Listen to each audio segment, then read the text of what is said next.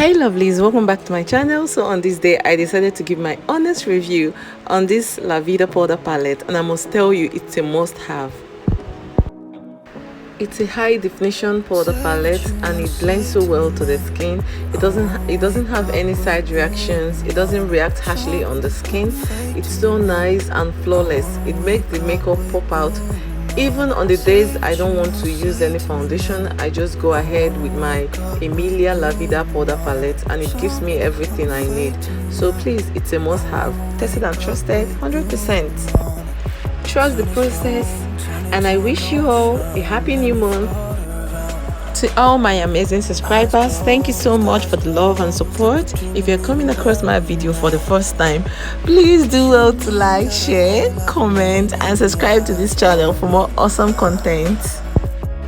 Please check out my other videos on hair tutorials, makeup tutorials, skincare routine and lots more. The funny thing is that in this video I didn't even use any concealer. Like, I used foundation basically for everything. I use foundation for my normal foundation. I still use foundation to conceal, and I still use my foundation to define the eyebrow. I use the foundation for basically everything in this video.